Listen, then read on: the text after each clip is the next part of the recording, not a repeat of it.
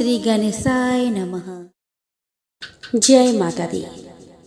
नमस्कार दोस्तों, नवरात्रि एक संस्कृत शब्द है जिसका अर्थ है नवरात्रि।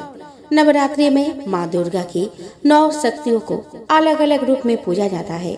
माता के प्रथम रूप को शैलपुत्री, दूसरे रूप को ब्रह्मचारिणी, तीसरे रूप को चंद्रघंटा, चौथे रूप को कुष्मांडा, पांचवें रूप को स्कंद माता, छठे रूप को कात्यायनी, सातवें रूप को कालरात्रि, आठवें रूप को महागौरी तथा 9वें रूप को सिद्धिदात्री कहा जाता है कि जब पृथ्वी पर दानव का अत्याचार बढ़ा तब माँ दुर्गा ने अपना नया रूप धारण किया।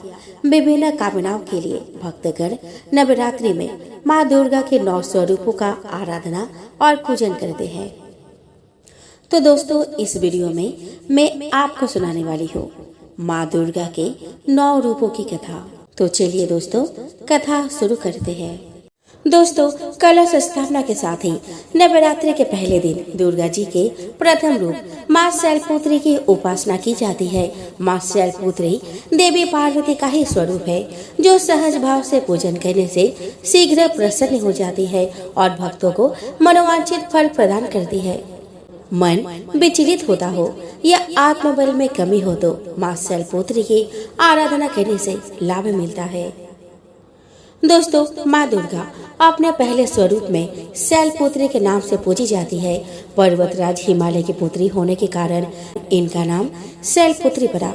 अपने पूर्व जन्म में यह प्रजापति दक्ष की कन्या के रूप में उत्पन्न हुई थी, तब इनका नाम सती था। एक बार की बात है, जगत की सृष्टि करने वाले ब्रह्मा जी ने दक्ष प्रजापति से कहा कि पुत्र, मैं तुम्हारे कल्याण की एक बात बता रहा हूँ, उसे ध्यान पूर्वक सुनो। साक्षात भगवान शिव ने परमा पूर्णा प्रकृति की आराधना तथा उन्हें अपने अर्धांगिनी बनाने के विचार से उनसे प्रार्थना की। आदि शक्ति जगदम्बा ने भगवान शिव की यह बात स्वीकार कर ली। अतः वे महेश्वरी कहीं न कहीं जन्म लेकर शिव को पति के रूप में अवश्य प्राप्त करेंगे। वे प्रकृति तुम्हारी पुत्री के रूप में उत्पन्न होकर शंभु की भार्या होवे। इसके लिए तुम अति कठोर तपस्या के द्वारा भक्ति पूर्वक उनसे प्रार्थना करो। वे इस लोक में भाग्य से जिसकी पुत्री के रूप में उत्पन्न होंगे उसका जीवन सफल हो जाएगा। दक्ष बोले, पिताजी, मैं आपकी आज्ञा से निश्चित रूप से वैसा ही प्रयत्न करूंगा जिससे वे साक्षात प्रकृति रूपा जगदम्बा मेरी पुत्री के रूप में जन्म ले। ब्रह्मा जी से आज्ञा लेकर दक्ष प्रजापति ने क्षीर सागर के तट पर जाकर माता जगदम्बा की प्रसन्नता के लिए 3000 वर्षों तक कठोर तपस्या की। दक्ष प्रजापति की तपस्या से प्रसन्न होकर माता जगदम्बा ने उन्हें दर्शन दिया और उनकी पुत्री के रूप में जन्म लेने का वरदान दिया। तदंतर दक्ष पत्नी प्रसूति ने शुभ दिन में एक कन्या को जन्म दिया। वह कन्या भगवती पूर्णा ही थी। वह कन्या गौर वर्ण थी और उसकी आभा करोड़ों चंद्रमा के समान उज्जवल थी। उसके खिले हुए कमल के समान बड़े बड़े नेत्र थे और उसका मुख अत्यंत सुंदर था। उस कन्या को देखकर दक्ष अत्यंत प्रसन्न हुए और उसका नाम सती रखा। वह कन्या शुक्ल पक्ष के चंद्रमा की भांति दिन प्रतिदिन बढ़ने लगी। जब दक्ष पुत्री सती थोड़ी बड़ी हुई तो पूर्व के व्रत के अनुसार भगवान शिव को पति के रूप में प्राप्त करने के लिए उनकी प्रसन्नता के निमित्त शास्त्र वर्णित विभिन्न प्रकार के व्रतों द्वारा कठिन साधना करने लगी। वे कभी निराहार रहती, कभी रात्रि जागरण करती, कभी विशेष पूजा करती तो कभी नियमित जप में लगी रहती। इस प्रकार अपनी इच्छा से मानव रूप धारण करने वाली वे देवी दृढ़ता पूर्वक उत्तम व्रत का पालन करती थी। वे भगवान शिव के ध्यान में निमग्न हो उस समय सिद्धावस्था में पहुंच गई थी। उनकी तपस्या से प्रसन्न और संतुष्ट होकर ब्रह्मा, विष्णु, सभी देवतागण और ऋषि मुनि एक साथ कैलाश पहुंचकर भगवान शिव की स्तुति की। उनकी स्तुति को सुनकर भगवान शिव प्रसन्न होकर बोले कि हे हरे, हे विधाता, हे देवताओं और महर्षियों, आप लोग निर्भय होकर यहाँ अपने आने का कारण बताएं। महादेव के इस प्रकार पूछने पर भगवान विष्णु की आज्ञा से ब्रह्मा जी बोले कि हे प्रभु, अभिन्न रूप होते हुए भी हम 3 रूपों में प्रकट हैं। हे सनातन देव, मैं और श्री विष्णु आपके आदेश से प्रसन्नता पूर्वक लोक की सृष्टि और पालन के कार्य कर रहे हैं तथा कार्य कारणवश विवाहित भी हो गए हैं। अतः आप भी विश्व हित के लिए तथा देवताओं को सुख पहुंचाने के लिए एक परम सुंदरी रमणी को अपने पत्नी बनाने के लिए ग्रहण करें। ब्रह्मा जी की बात सुनकर लोकेश्वर महादेव जी के मुख पर मुस्कुराहट दौड़ गई और वे बोले कि ब्राह्मण, हरे, तुम दोनों मुझे सदा ही अत्यंत प्रिय हो। तुम दोनों को देखकर मुझे बड़ा आनंद मिलता है। तुम लोग समस्त देवताओं में श्रेष्ठ तथा त्रिलोकी के स्वामी हो। लोकहित के कार्य में मन लगाए रहने वाले तुम दोनों का वचन मेरी दृष्टि में अत्यंत गौरवपूर्ण है। किंतु सूरश्रेष्ठ गण, मेरे लिए विवाह करना उचित नहीं होगा, क्योंकि मैं तपस्या में संलग्न रहकर सदा संसार से विरक्त रहता हूँ और योगी के रूप में ही मेरी प्रसिद्धि है, जो निमृति के सुंदर मार्ग पर स्थित है और अपनी आत्मा में ही रमन करता है। संसार में विवाह करना पराये बंधन से बंधना है। इसलिए मैं सत्य कहता हूँ कि विवाह के लिए मेरे मन में थोड़ी भी रुचि नहीं है। तथापि जगत के हित के लिए तुमने जो कुछ कहा है उसे मैं करूँगा। परंतु मैं जैसे नारी को अपने प्रिय पत्नी के रूप में ग्रहण करूंगा और जैसे शर्त के साथ करूंगा उसे सुनो। जो नारी मेरे तेज के विभाग पूर्वक ग्रहण कर सके, जो योगिनी तथा इच्छा अनुसार रूप धारण करने वाली हो, जब मैं योग में तत्पर रहूं तब उसे भी योगिनी बनकर रहना होगा।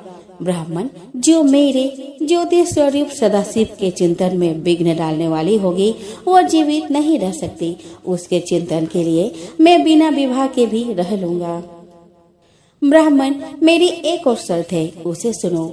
यदि उस स्त्री का मुझ पर और मेरे वचन पर अविश्वास होगा तो मैं उसे त्याग दूंगा।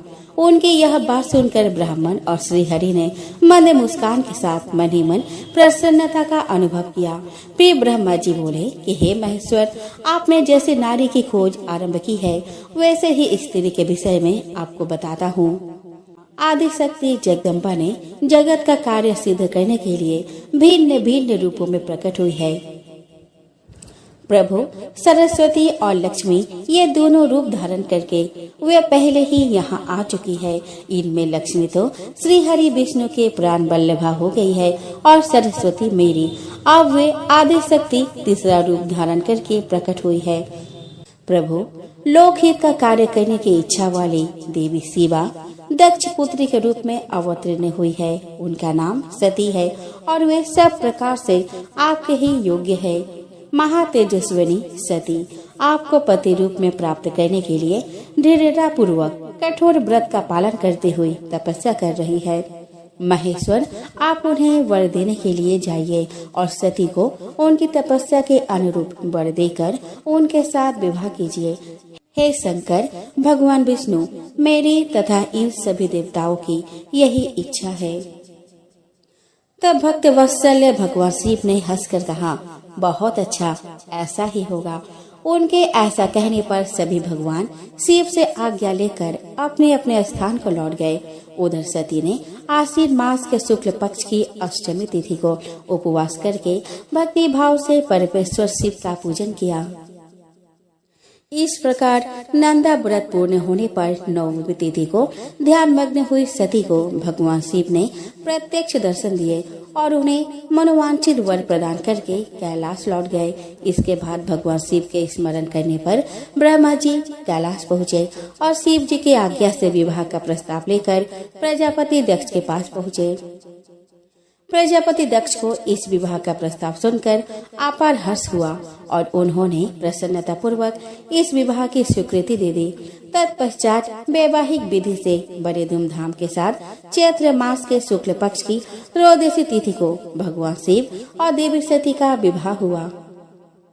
विवाह के बाद भगवान शिव प्रथम गरुड़ और अपनी पत्नी सती के साथ कैलाश आ गए और वहां आनंदित होकर दक्ष कन्या सती के साथ विहार करने लगे।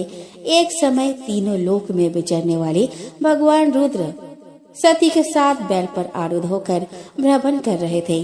घूमते घूमते वे दंडकारण्य में आए। वहां उन्होंने लक्ष्मण सहित श्री राम को देखा, जो रावण द्वारा छल से हरी गई अपनी प्यारी पत्नी सीता की खोज कर रहे थे। वे हा सीते ऐसा पुकारते हुए जहाँ तहाँ देखते और बारंबार रोते। उनके मन में विरह का आवेश छाया हुआ था और उनकी कांति फीकी पड़ गई थी। उस समय भगवान शंकर ने दूर से ही बड़ी प्रसन्नता के साथ उनको प्रणाम किया और दूसरी ओर चल दिए। भगवान शिव के मुंह में डालने वाली ऐसी लीला देखकर सती को बड़ा विस्मय हुआ।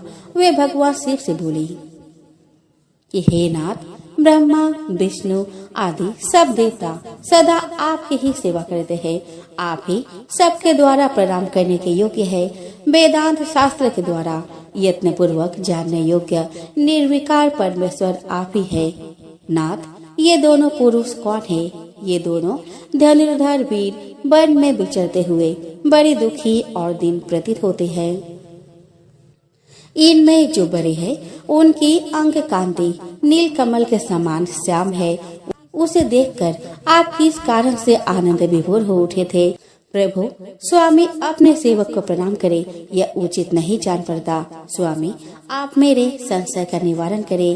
परमेश्वरी सती ने जब भगवान शिव से इस प्रकार प्रश्न किया, तब लीला विशारद शंकर जी ने हंसकर कहा, देवी सुनो, मैं तुमसे यथार्थ बात कहता हूँ। ये दोनों भाई वीरों द्वारा सम्मानित हैं। इनके नाम श्री राम और लक्ष्मण हैं। सूर्य वंश में प्रकट हुए ये दोनों राजा दशरथ के विद्वान पुत्र हैं। इनमें जो गोरे रंग के छोटे भाई है उनका नाम है लक्ष्मण। वो साक्षात शेष का अवतार है। इनके बड़े भैया का नाम श्री राम है। इनके रूप में भगवान विष्णु ही अपने संपूर्ण अंश से प्रकट हुए हैं। ये साधु पुरुषों की रक्षा के लिए इस पृथ्वी पर अवतीर्ण हुए हैं। ऐसा कहकर भगवान शिव चुप हो गए। भगवान शिव के बात सुनकर भी सती के मन को विश्वास नहीं हुआ। सती के मन में मेरी बात पर विश्वास नहीं है, यह जानकर लीला विशारद शंभु बोले कि देवी, मेरी बात सुनो। यदि तुम्हारे मन में मेरे कथन पर विश्वास नहीं है तो तुम वहां जाकर अपने ही बुद्धि से श्री राम की परीक्षा कर लो। तब तक मैं इस बरगद के नीचे खड़ा हूँ। भगवान शिव की आज्ञा से सती वहां गई और मन ही मन सोचने लगी कि मैं श्री राम की परीक्षा कैसे करूं। मैं सीता का रूप धारण करके उनके समीप जाती हूँ। यदि वे साक्षात विष्णु है तो मुझे पहचान लेंगे, अन्यथा वे मुझे नहीं पहचान पाएंगे। ऐसा विचार करके सती सीता बनकर प्रभु श्री राम के पास गई। सती को सीता के रूप में सामने आई देखकर श्री राम सब कुछ जान गए और हंसते हुए उन्हें नमस्कार करके बोले, सती जी, आपको नमस्कार है। भगवान शंभु कहाँ गए हैं? आप अकेले इस वन में क्यों आई है? देवी, आपने अपना रूप त्याग कर यह नूतन रूप क्यों धारण किया है? मुझ पर कृपा करके इसका कारण बताइए। सती ने प्रभु श्री राम से वह सब बात बताई कि किस प्रकार भगवान शिव को प्रणाम करते देखकर उनके मन में संदेह उत्पन्न हो गया था और अपने संदेह के निवारण के लिए शिव जी की आज्ञा से श्री राम की परीक्षा लेने यहाँ चली आई। मन से संदेह मिट जाने पर माता सती उदास होकर शिव जी के पास लौटी। उनको भगवान शिव के वचनों पर विश्वास न करने का पश्चाताप होने लगा। वे शोक से व्याकुल और निस्तेज हो गए थे।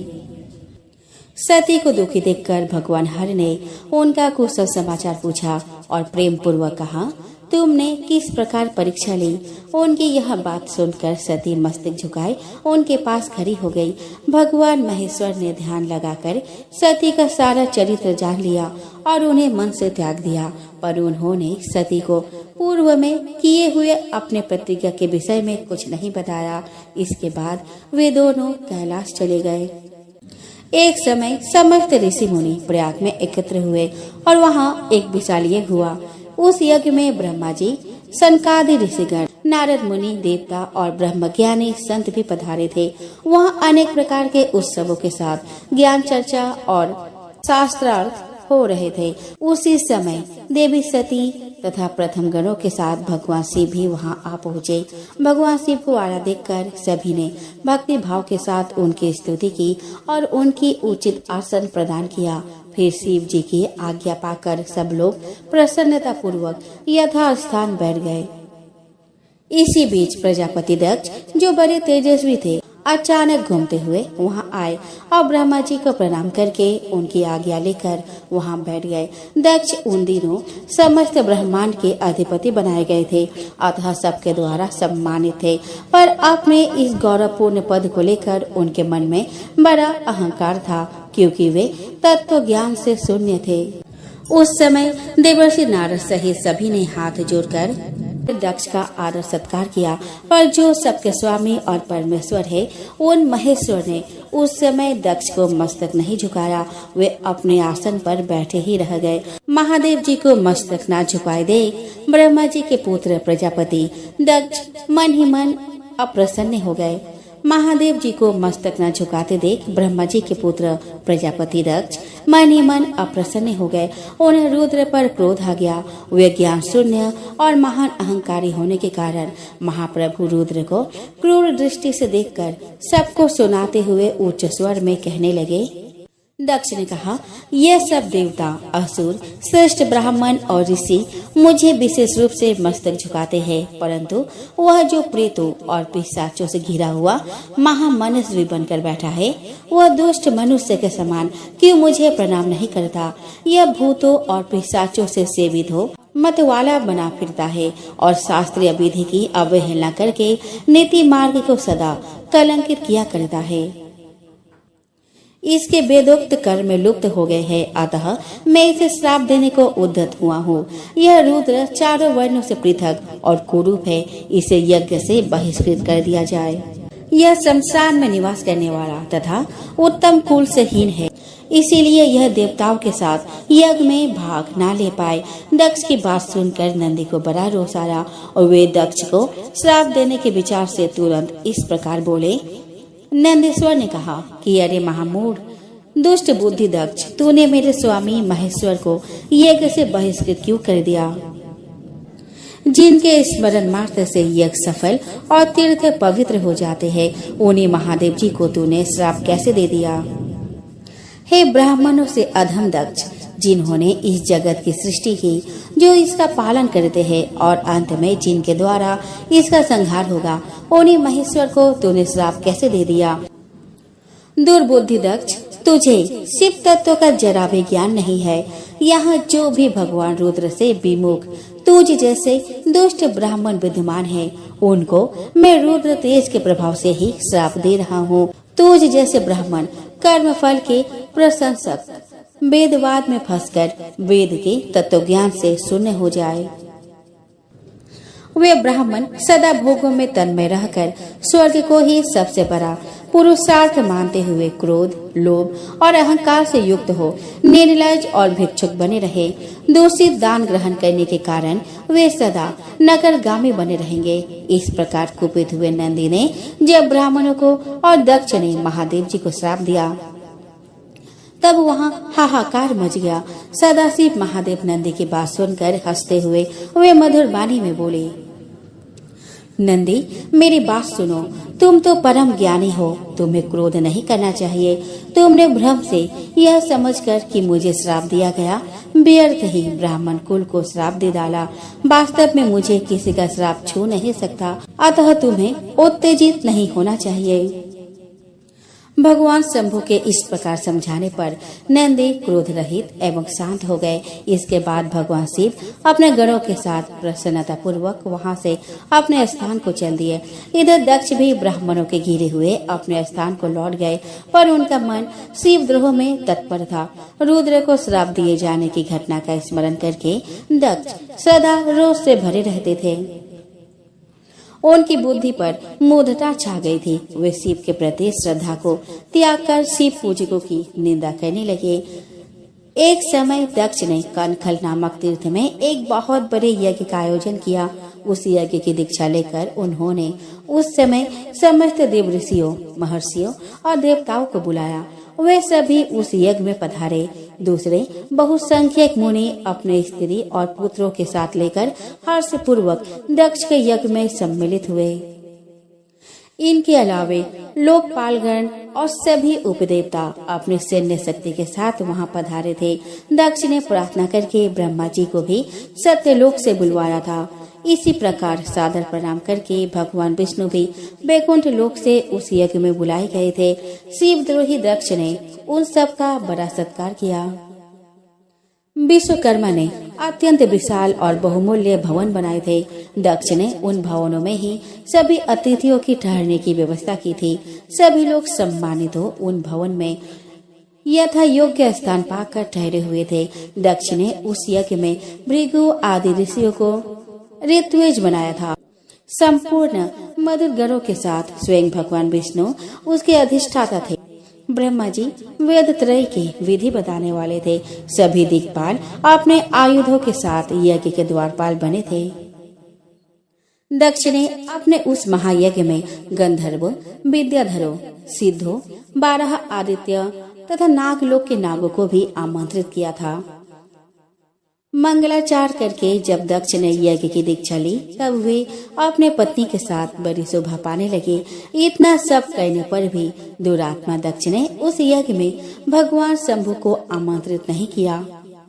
सती प्रजापति दक्ष की प्रिय पुत्री थी, तो भी शिव की पत्नी होने के कारण दोषदर्शी दक्ष ने उन्हें अपने यज्ञ में नहीं बुलाया। जब देवर्षि गण बड़े उत्साह और हर्ष के साथ दक्ष के यज्ञ में जा रहे थे, उसी समय देवी सती अपने प्रिय सखियों के साथ कैलाश पर्वत पर बैठी हंसी ठिठोली कर रही थी। प्रसन्नता पूर्वक क्रीड़ा में लगी हुई देवी सती ने उस समय रोहिणी के साथ दक्ष यज्ञ में जाते हुए चंद्रमा को देखा। उन्हें आते देखकर माता सती अपने प्रिय सखी विजया से बोली, विजय जल्दी जाकर पूछ तो आ, ये चंद्रदेव रोहिणी के साथ कहाँ जा रहे हैं। सती के इस प्रकार आज्ञा देने पर विजया तुरंत उनके पास गई और उसने चंद्रदेव से शिष्टाचार के साथ पूछा कि चंद्रदेव आप कहाँ जा रहे हैं। विजया का प्रश्न सुनकर चंद्रदेव ने आदर पूर्वक अपनी यात्रा का उद्देश्य बताया। दक्ष के यहाँ होने वाले यज्ञ का सारा वृतांत कहा। यह सब सुनकर विजया देवी सती के पास आई और चंद्रमा ने जो कुछ कहा था वह सब सती को बताया। उसे सुनकर सती देवी को बड़ा विस्मय हुआ। अपने यहाँ सूचना न मिलने का क्या कारण है, ये बहुत सोचने विचारने पर भी उनकी समझ में नहीं आया। तब उन्होंने पार्षदों से घिरे हुए अपने स्वामी भगवान शिव के पास जाकर उनसे पूछा। सती बोली कि प्रभु, मैंने सुना है कि मेरे पिताजी के यहाँ कोई बहुत बड़ा यज्ञ हो रहा है, उसमें बहुत बड़ा उत्सव होगा।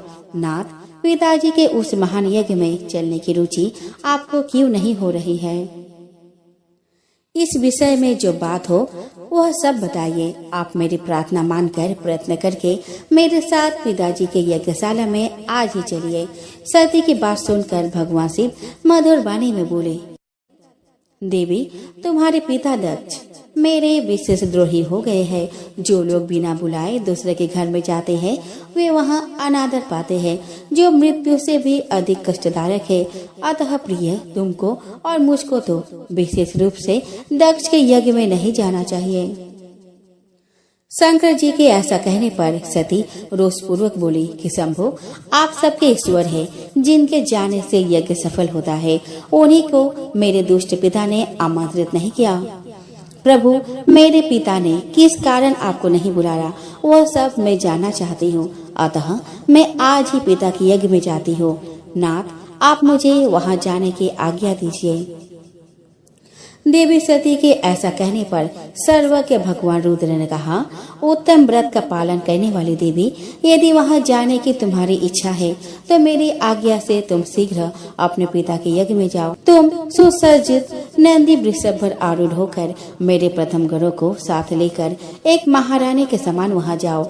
भगवान रुद्र के इस प्रकार आदेश देने पर सुंदर आभूषणों से अलंकृत सती देवी सब साधनों से युक्त हो असंख्य शिव गणों के साथ नंदी पर आरूढ़ होकर पिताजी के घर की ओर चली। दक्ष कन्या सती उस स्थान पर गई जहां वह महान यज्ञ हो रहा था। सती ने वहां अपने पिता के भवन को अनेक प्रकार की आश्चर्यजनक वस्तुओं से संपन्न, उत्तम प्रभा से परिपूर्ण, मनोहर तथा देवताओं और मुनियों के समुदायों से भरा हुआ देखा।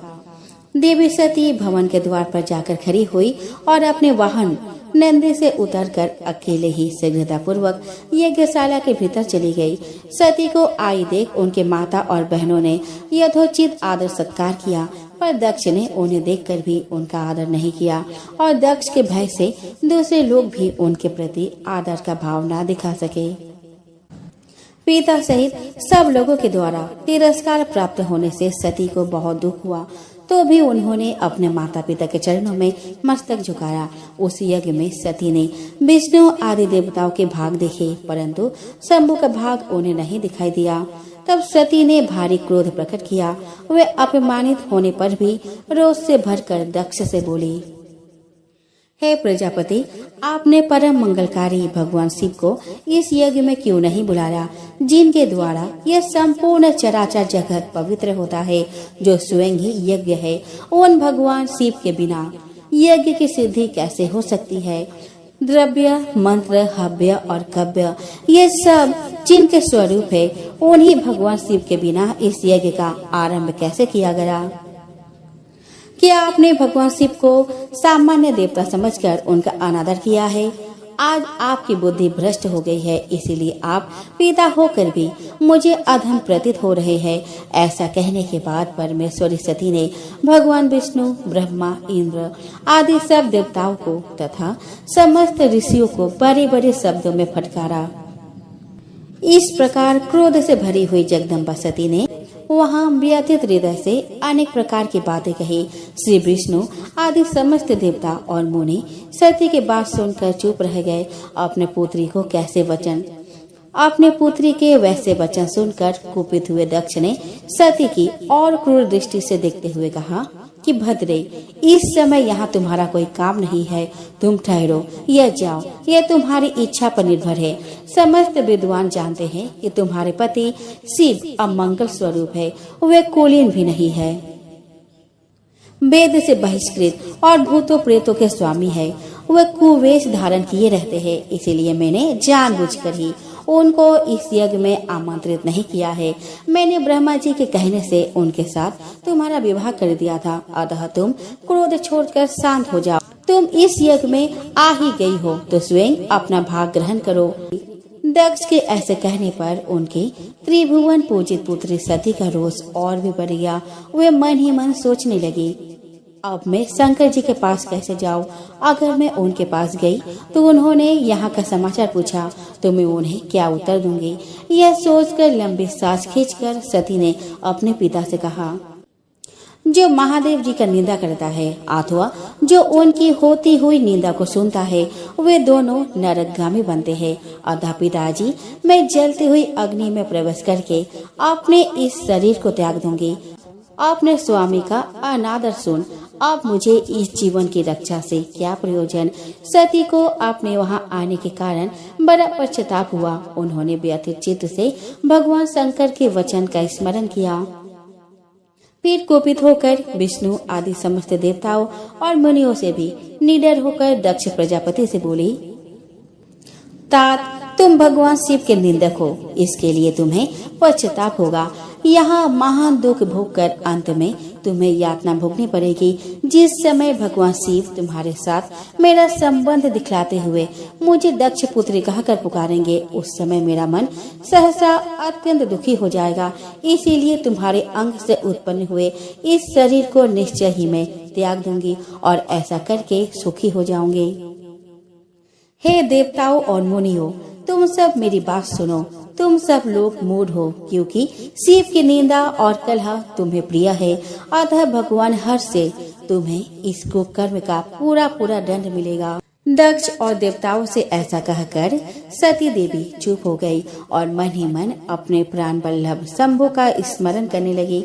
मौन हुए सती देवी अपने पति का सादर स्मरण करके शांत चित होकर उत्तर दिशा में भूमि पर बैठ गई उन्होंने विधि पूर्वक जल का आचमन करके वस्त्र ओढ़ लिया और पवित्र भाव से आंखें मूंद कर पति का चिंतन करते हुए वे योग मार्ग में स्थित हो गए।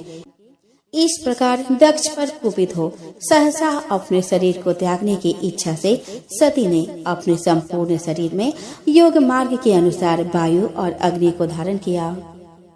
सती का निष्पाप शरीर तत्काल गिरा और उनकी इच्छा के अनुसार योगाग्नि में जलने लगी। उस समय वहां आए हुए देवता आदि ने जब यह घटना देखी तब वे बड़े जोर से हाहाकार करने लगे।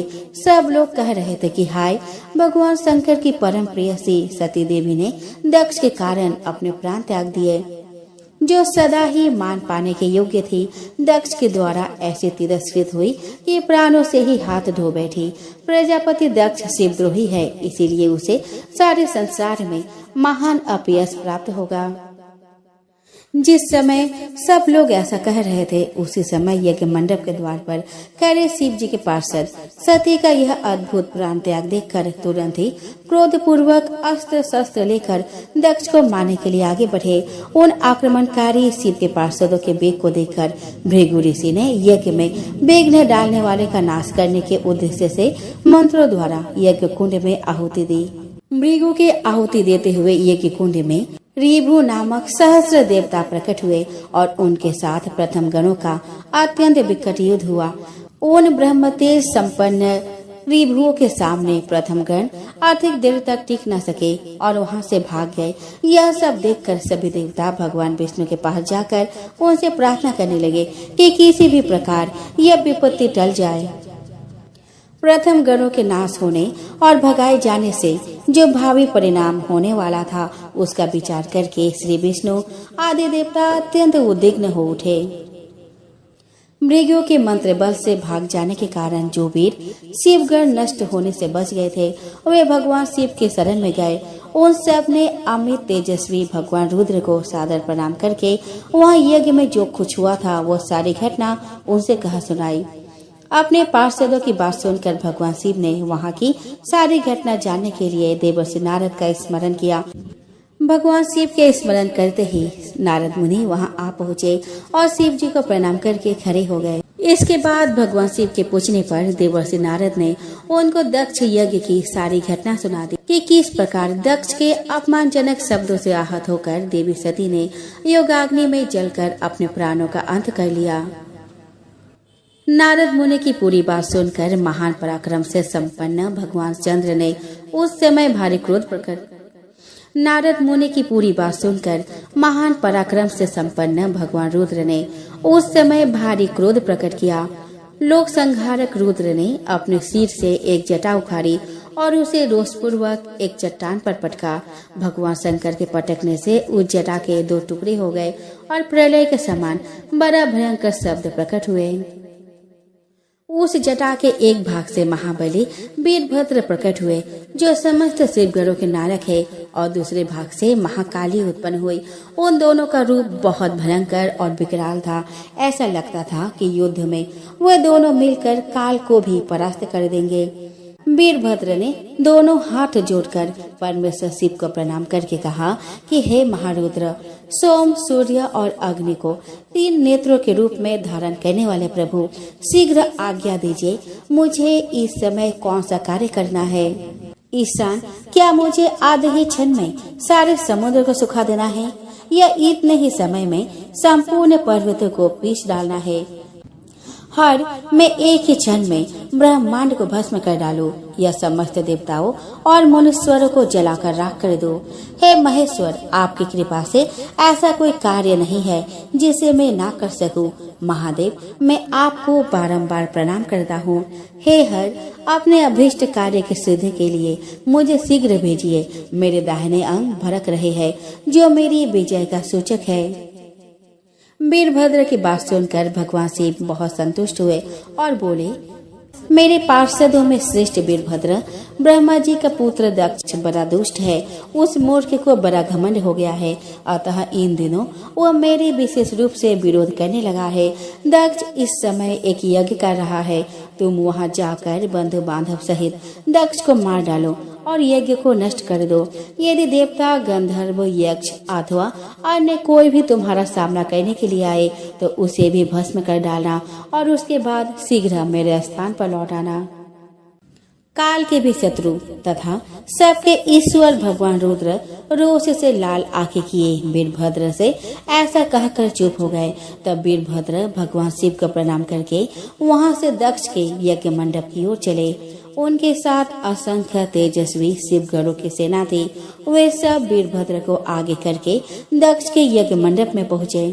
उस समय देवताओं के साथ शिवगणों का घोर युद्ध आरंभ हो गया। उसमें सारे देवता पराजित हुए और इधर उधर भागने लगे। दक्ष यज्ञ की रक्षा का भार लेने के कारण न चाहते हुए भी भगवान विष्णु को वीरभद्र के साथ युद्ध करना पड़ा। वीरभद्र के समक्ष भगवान विष्णु के समस्त अस्त्र शस्त्रों के साथ सुदर्शन चक्र भी निस्तेज हो गया। तब भगवान विष्णु वहां से अंतर्ध्यान हो गए। भगवान विष्णु को वहां से जाते देख ब्रह्मा जी, ऋषि मुनि, देवतागण और लोकपाल आदि भी वहां से अपने लोकों को प्रस्थान कर गए। ब्रह्मा जी के पुत्र दक्ष भयभीत होकर छिप गए थे। तब वीरभद्र ने उनका पता लगाकर उन्हें बलपूर्वक पकड़ लाए और उनका सिर काटकर अग्निकुंड में डाल दिया। वीरभद्र दक्ष और उनके यज्ञ का विध्वंस करके तुरंत ही वहां से कैलाश पर्वत चले गए। वीरभद्र दक्ष और उनके यज्ञ का विध्वंस करके तुरंत ही वहां से कैलाश पर्वत चले गए। वीरभद्र को कार्य पूरा करके आया देख परमेश्वर शिव बहुत संतुष्ट हुए और उन्होंने वीरभद्र को शिवगणों का अध्यक्ष बना दिया। भगवान रुद्र के गणों ने जिनके अंग भंग कर दिए थे वे समस्त देवता और मुनि ब्रह्मा जी के पास पहुँचे। उन सब ने ब्रह्मा जी से अपनी व्यथा कही। तब पुत्र शोक से व्याकुल ब्रह्मा जी उन सब को लेकर भगवान विष्णु की शरण में गए। वहां जाकर ब्रह्मा जी ने विष्णु भगवान की स्तुति करके कहा कि देव, जिस तरह भी यज्ञ पूर्ण हो, यजमान दक्ष जीवित हो जाए और समस्त देवता और मुनि सुखी हो जाए, वह उपाय कीजिए। हम सब आपके शरण में आए हैं। ब्रह्मा जी का बात सुनकर श्री विष्णु बोले कि हे विधाता, समस्त देवता और मुनि परमेश्वर शिव के अपराधी है, क्योंकि इन्होंने भगवान शंभु को यज्ञ का भाग नहीं दिया। अब तुम सब लोग शुद्ध हृदय से शीघ्र ही प्रसन्न होने वाले उस भगवान शिव के शरण में जाओ और उनसे अपने अपराधों के लिए क्षमा प्रार्थना करो। ब्राह्मण, मैं स्वयं भी आप सब लोगों के साथ शिव के निवास स्थान पर चलूंगा और उनसे क्षमा मांगूंगा। सब लोगों को साथ लेकर भगवान विष्णु कैलाश गए। वहां जाकर भगवान शिव का दर्शन करके विष्णु आदि सभी देवताओं और मुनियों ने हाथ जोड़कर और मस्तक झुकाकर शिव जी के चरणों में प्रणाम किया और उनके सब प्रकार से स्तुति की। ब्रह्मा, विष्णु और सभी देवताओं के प्रार्थना करने पर भगवान शिव प्रसन्न हो गए और सबको क्षमा कर दिए। भगवान विष्णु के कहने पर शंकर जी सबके साथ दक्ष के यज्ञशाला में पधारे। वहाँ भगवान शिव की आज्ञा से दक्ष के धड़ के साथ यज्ञ पशु बकरे का सिर जोड़ दिया गया और भगवान शिव ने दक्ष को फिर से जीवित कर दिया। इसके बाद भगवान शिव की आज्ञा से दक्ष ने सबके सहयोग से अपने यज्ञ को पूरा किया। यज्ञ के संपूर्ण होने पर सती के वियोग से दुखी शिव साधारण मनुष्य के समान बार बार रुदन करने लगे। यज्ञशाला में प्रवेश करके उन्होंने सती के दीप्यमान शरीर को देखा। वह शरीर भूमि पर पड़ा हुआ ऐसा प्रतीत हो रहा था जैसे सती नींद में सोई हुई हो। भगवान शिव ने सती के शरीर को गोद में उठा लिया और शोक से व्याकुल होकर विलाप करते हुए पृथ्वी पर घूमते हुए तांडव नृत्य करने लगे। भगवान शिव के अत्यंत वेग पूर्वक नृत्य करने से प्रचंड वायु बहने लगी और बड़े बड़े पर्वत वृक्षों के समान कांपने लगे। उस समय पृथ्वी को धारण करने वाले शेष और कच्छप भी अत्यंत क्षुब्ध हो गए और पृथ्वी चलायमान हो गई। तभी लोग असमय के प्रलय के भय से संत्रस्त हो गए। तब ब्रह्मा जी तथा सभी देवताओं ने भगवान विष्णु से इस संकट से रक्षा का अनुरोध किया। उनसे प्रार्थना की कि किसी भी प्रकार से भगवान शिव को शांत करे। उनके अनुरोध पर जगत का पालन करने वाले पराक्रमी भगवान विष्णु ने सुदर्शन चक्र से देवी सती के शरीर के टुकड़े करके पृथ्वी पर गिरा दिए। नाचते हुए शिव जब धरती पर पैर पटकते थे उसी समय भगवान विष्णु चक्र चलाकर सती का शरीर काट देते थे।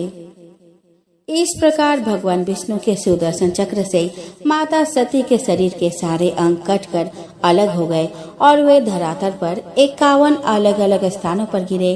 पृथ्वी पर वही स्थान 51 शक्तिपीठ के रूप में विख्यात हुई। सती के शरीर के अंग जब भूमि पर गिरे, उसी क्षण वे सभी प्राणियों के कल्याण के लिए पत्थर के रूप में परिवर्तित हो गए। भगवान विष्णु के द्वारा माता सती के शरीर के टुकड़े करने पर भगवान शिव ने स्वयं को भार रहित अनुभव किया और धैर्य धारण किया। तब नारद मुनि के प्रार्थना करने पर भगवान शिव शांत चित होकर योग रूढ़ हो गए। इन सभी 51 शक्तिपीठ में कामरूप प्रदेश कामाख्या, जहाँ माता सती के शरीर का योनि भाग गिरा था, वह सर्वोत्तम शक्तिपीठ है।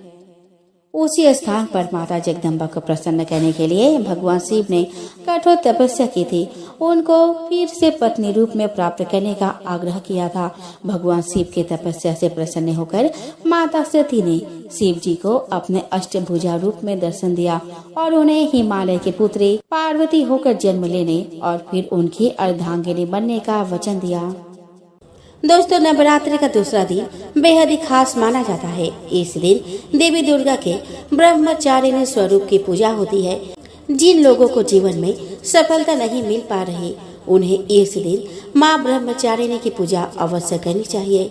माँ ब्रह्मचारिणी की पूजा से व्यक्ति के अंदर आत्मविश्वास बढ़ने लगता है। देवी ब्रह्मचारिणी को प्रेम, निष्ठा, ज्ञान और बुद्धि की देवी माना जाता है।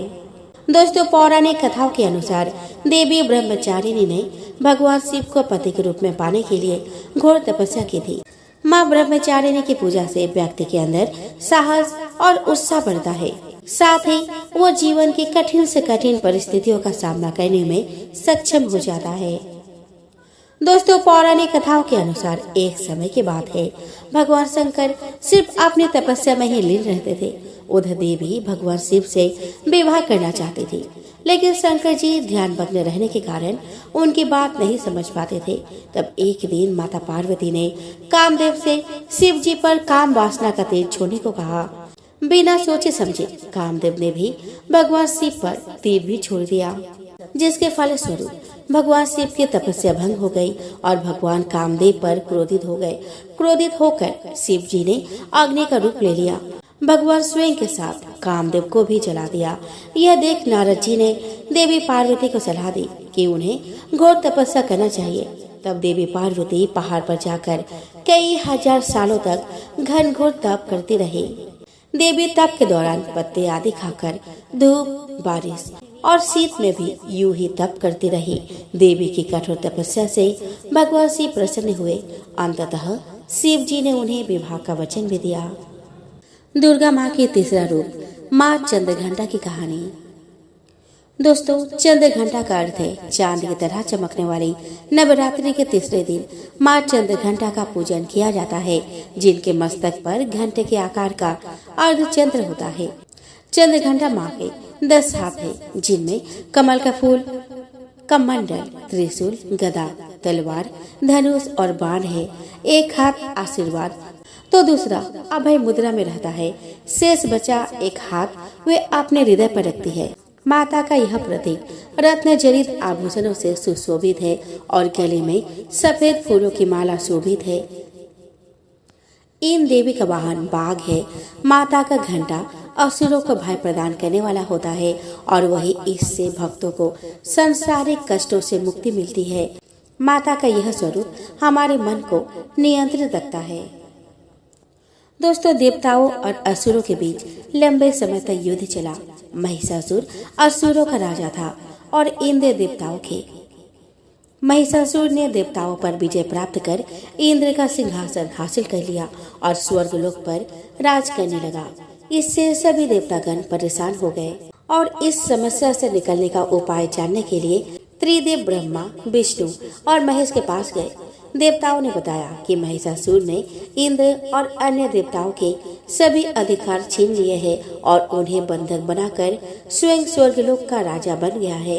देवताओं ने बताया कि महिषासुर के अत्याचार के कारण अब देवता पृथ्वी पर विचरण कर रहे हैं और स्वर्ग में उनके लिए स्थान नहीं है। यह सुनकर ब्रह्मा, विष्णु और भगवान शंकर को अत्यधिक क्रोध आया। क्रोध के कारण तीनों के मुख से ऊर्जा उत्पन्न हुई। देवगणों के शरीर से निकली ऊर्जा भी उस ऊर्जा में जाकर मिल गई। यह 10 दिशाओं में व्याप्त होने लगी। तभी वहाँ एक देवी का अवतरण हुआ। भगवान शंकर ने देवी को त्रिशूल और भगवान विष्णु ने चक्र प्रदान किया। इसी प्रकार अन्य देवी देवताओं ने भी माता के हाथों में अस्त्र शस्त्र सजा दिए। इंद्र ने भी अपना ब्रज और ऐरावत हाथी से उतरकर 1 घंटा दिया। सूर्य ने अपना तेज और तलवार दिया और सवारी के लिए शेर दिया। देवी अब महिषासुर से युद्ध करने के लिए पूरी तरह से तैयार थी। उनका विशालकाय रूप देखकर महिषासुर यह समझ गया कि अब उसका काल आ गया है। महिषासुर ने अपनी सेना को देवी पर हमला करने को कहा। अन्य दैत्य और दानव के दल भी युद्ध में कूद पड़े। देवी ने एक ही झटके में ही दानवों का संहार कर दिया। इस युद्ध में महिषासुर तो मारा ही गया, साथ में अन्य बड़े दानव और राक्षसों का संहार कर दिया। इस तरह माँ ने सभी देवताओं को असुरों से अभयदान दिलाया। दोस्तों, माँ चंद्रघंटा शुक्र ग्रह का देवी मानी जाती है। नवरात्रि के तीसरे दिन चंद्रघंटा माँ की पूजा अर्चना करने वाले जातकों की जन्म पत्री में शुक्र दोष समाप्त होता है। माँ दुर्गा के चौथे रूप माँ कुष्मांडा की कथा। कुष्मांडा शब्द 2 शब्दों यानी कुसुम मतलब फूल के समान हंसी और आंडा का अर्थ है ब्रह्मांड, अर्थात वो देवी जिन्होंने अपने फूल से मंद मुस्कान से पूरे ब्रह्मांड को अपने गर्भ में उत्पन्न किया है। कहा जाता है कि जब सृष्टि की अस्तित्व नहीं था तब कुसुमा देवी ने ब्रह्मांड की रचना की थी, इसीलिए उन्हें सृष्टि की आद्य शक्ति के रूप में जाना जाता है। कुष्मांडा माता का रूप बहुत ही शांत, सौम्य और मोहक माना जाता है। इनकी 8 भुजाएं हैं, इसीलिए इनको अष्टभुजा भी कहते हैं। इनके 7 हाथों में कमंडल, धनुष, बाण, फल, पुष्प, अमृत, कलश, चक्र, गदा है। 8वां हाथ में सभी सिद्धि को देने वाला जप की माला है। कुष्मांडा माता का वाहन सिंह है। कुष्मांडा माँ सूर्य से संबंधित दोषों को ठीक करती है।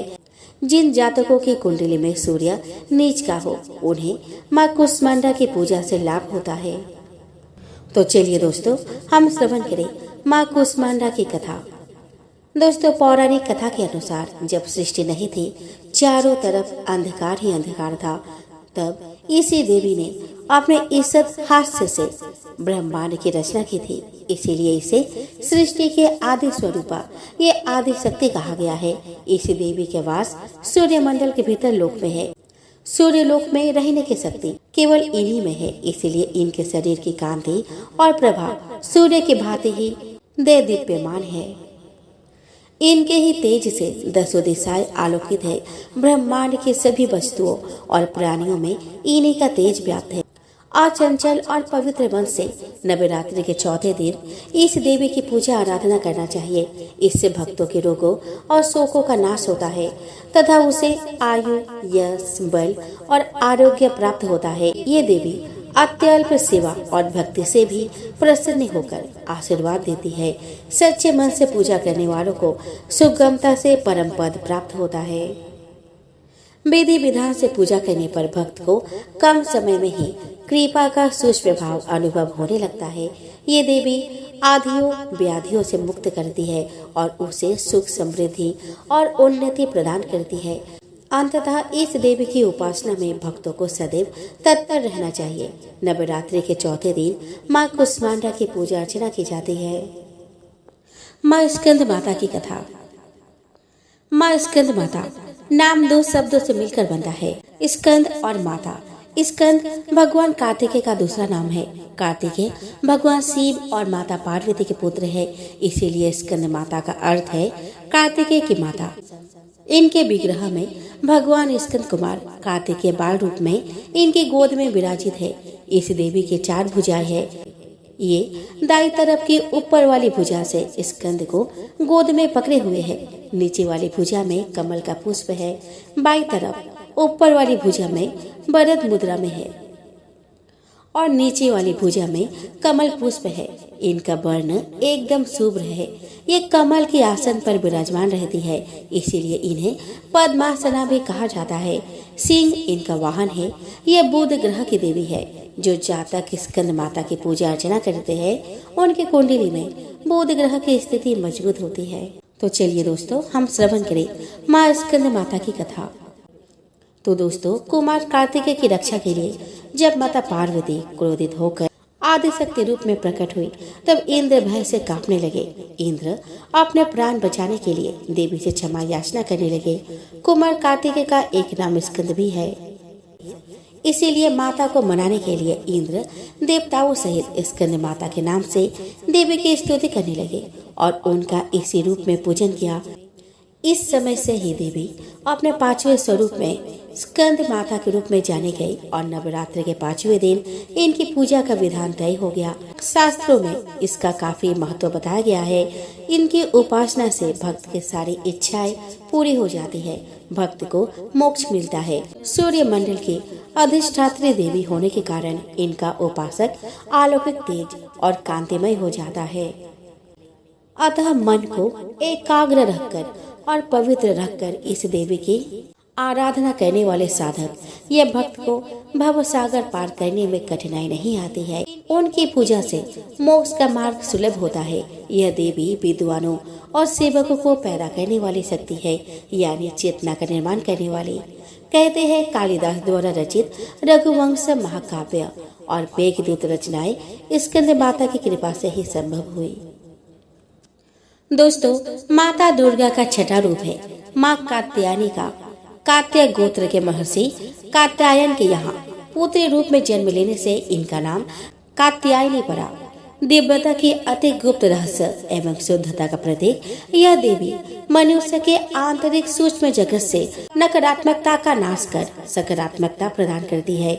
4 भुजाओं वाली देवी के इस रूप का वर्ण सुनहरा और चमकीला है। रत्न आभूषण से अलंकृत देवी कात्यायनी का वाहन खूंखार सिंह है, जिनकी मुद्रा तुरंत झपट पड़ने वाली होती है। ऊपर वाली दाई भुजा से माता की ऊपर वाली भुजा अभय मुद्रा में होती है तथा नीचे वाली बर मुद्रा में होती है। बाई तरफ की ऊपरी भुजा से उन्होंने चंद्रहास तलवार धारण की है, तो नीचे वाली हाथ में कमल का पुष्प पकड़े रहती है। एकाग्रता से माता की पूजा करने वाले को धर्म, अर्थ, काम और मोक्ष की प्राप्ति होती है। माता की उपासना कर शहद का भोग लगाए, जिससे जीवन में खुशहाली, यौवन और संपन्नता बनी रहती है। माँ कात्यायनी बृहस्पति ग्रह के स्वामिनी मानी गई है। कात्यायनी देवी की पूजा करने से बृहस्पति ग्रह से संबंधित दोष समाप्त होते हैं। तो चलिए दोस्तों, हम श्रवण करें माँ कात्यायनी की कथा। कात्य गोत्र में विश्व प्रसिद्ध महर्षि कात्यायन ने भगवती पारंबा की उपासना की, कठिन तपस्या की। उनकी इच्छा थी कि उन्हें पुत्री प्राप्त हो। माँ भगवती ने उनके घर पुत्री के रूप में जन्म लिया, इसीलिए यह देवी कात्यायनी कहलाई। इनका गुण शोध कार्य है, इसीलिए इस वैज्ञानिक युग में कात्यायनी का महत्व सर्वाधिक हो जाता है। इनकी कृपा से ही सारे कार्य पूरे हो जाते हैं। ये वैद्यनाथ नामक स्थान पर प्रकट होकर पूजी गई। माँ कात्यायनी अमोघ फलदायिनी है। भगवान कृष्ण को पति के रूप में पाने के लिए ब्रज की गोपियों ने इन्हीं की पूजा की थी। यह पूजा कालिंदी यमुना के तट पर की गई थी, इसीलिए यह ब्रज मंडल की अधिष्ठात्री देवी के रूप में प्रतिष्ठित है। माँ कात्यायनी शत्रु हंता है, इसीलिए इनकी पूजा करने से शत्रु पराजित होते हैं और जीवन सुखमय बनता है। जबकि माँ कात्यायनी की पूजा करने से कुंवारी कन्याओं का विवाह होता है। नवरात्रि के छठे दिन भक्त का मन आग्नेय चक्र पर केंद्रित होना चाहिए। अगर भक्त खुद को पूरी तरह से माँ कात्यायनी को समर्पित कर दे, तो माँ कात्यायनी उसे अपना असीम आशीर्वाद प्रदान करती है। देवी दुर्गा के 7वें रूप माँ कालरात्रि। कालरात्रि काल अर्थ मृत्यु होता है और रात्रि का अर्थ अंधकार होता है। इस प्रकार कालरात्रि का अर्थ हुआ काल का नाश करने वाली, भय से मुक्ति प्रदान करने वाली देवी कालरात्रि की पूजा हम नवरात्रि के 7वें दिन करते हैं। इनकी पूजा से प्रतिकूल ग्रहों द्वारा उत्पन्न दुष्प्रभाव और बाधाएं भी नष्ट हो जाती है। माता का यह रूप उग्र एवं भयावह है। लेकिन अपने भरा हुआ रूप के बाद भी यह भक्तों को शुभ फल प्रदान करती है। यह देवी काल पर भी विजय प्राप्त करने वाली है।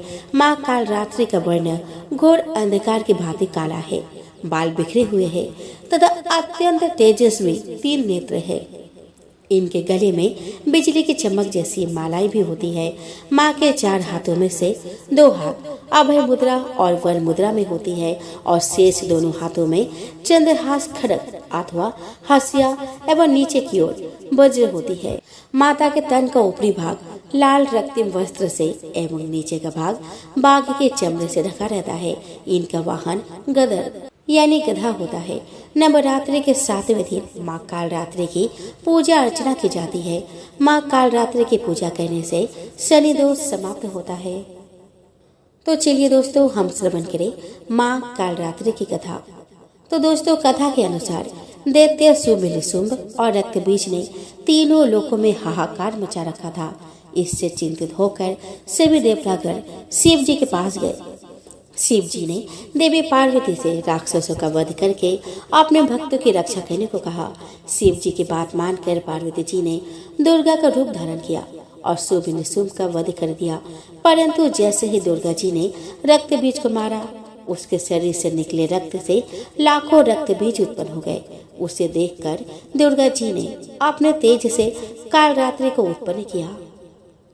इसके बाद जब दुर्गा जी ने रक्त बीज को मारा तो उसके शरीर से निकलने वाले रक्त को काल रात्रि ने अपने मुख में भर लिया और सबका गला काटते हुए रक्त बीज का वध कर दिया।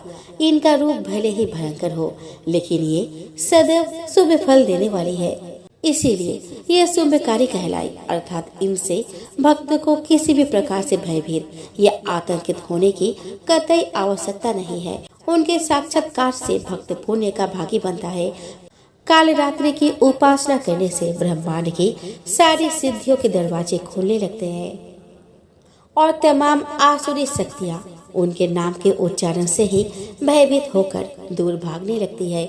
इसलिए दानव, दैत्य, राक्षस और भूत प्रेत उनके स्मरण से ही भाग जाते हैं। अंधकारमय स्थितियों का विनाश करने वाली शक्ति है काल रात्रि। काल से भी रक्षा करने वाली यह शक्ति है। यह ग्रह बाधाओं को भी दूर करती है और अग्नि, जल, जंतु, शत्रु और रात्रि भय दूर हो जाते हैं। इनकी कृपा से भक्त हर तरह से भय से मुक्त हो जाते हैं। दोस्तों, नवरात्रि में 8वें दिन महागौरी शक्ति की पूजा की जाती है। नाम से प्रकट है कि इनका रूप पूर्णतः गौर वर्ण है। इनकी उपमा शंख, चंद्र और कुंद के फूल से की गई है। अमोघ फलदायिनी है माँ महागौरी।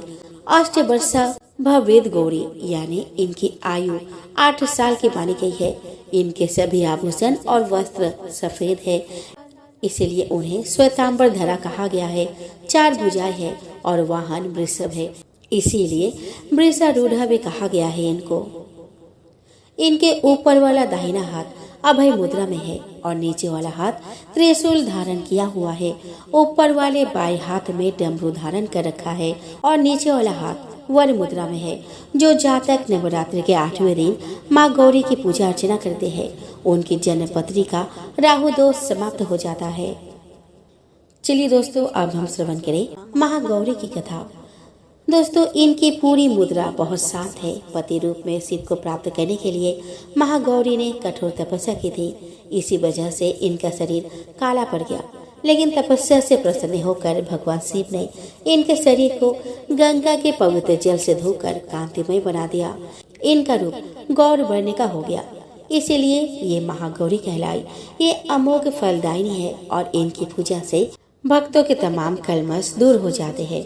पूर्व संचित पाप भी नष्ट हो जाते हैं। महागौरी का पूजन, अर्चन, उपासना, आराधना कल्याणकारी है। इनकी कृपा से अलौकिक सिद्धियां भी प्राप्त होती है। नवरात्रि के 8वें दिन माँ महागौरी की पूजा करने का प्रचलन है। माँ महागौरी राहु की स्वामिनी मानी जाती है। जो जातक नवरात्रि के 8वें दिन माँ महागौरी की पूजा अर्चना करते हैं, उनकी जन्म पत्री का राहु दोष समाप्त हो जाता है। सिद्धिदात्री, इसका अर्थ है सर्व सिद्धि देने वाली। माँ दुर्गा जी के 9वीं शक्ति को सिद्धिदात्री माता के रूप में पूजा जाता है। नवरात्रि के अंतिम दिन देवी सिद्धिदात्री की पूजा होती है। यह देवी सभी सिद्धियों को प्रदान करने वाली है। पुराणों में यहाँ तक बताया गया है कि भगवान शिव को भी अपनी सिद्धियाँ इन देवी की पूजा से ही प्राप्त हुई थी। सिद्धिदात्री माता के कारण ही अर्धनारीश्वर का जन्म हुआ। इनका वाहन सिंह है। चतुर्भुज देवी के दाएं ओर के ऊपर वाली हाथ में गदा और नीचे वाली हाथ में चक्र रहता है। बाएं और ऊपर वाले हाथ में कमल का पुष्प एवं नीचे वाले हाथ में शंख रहता है। नवमी के दिन इनकी पूजा उपासना कर कन्या पूजन करना चाहिए, जिससे देवी सबसे अधिक प्रसन्न होती है। इनकी पूजा कर हलवा, चना, पूरी, खीर आदि का भोग लगाए। जो जातक नवमी के दिन माँ सिद्धिदात्री की पूजा अर्चना करते हैं, उनके जीवन में केतु का दोष हट जाता है। मार्कंडेय पुराण के अनुसार 8 सिद्धियां इस प्रकार है: अणिमा, महिमा, गरिमा, लघिमा, प्राप्ति, प्रकाम्य, ईशित्व और वसित्व।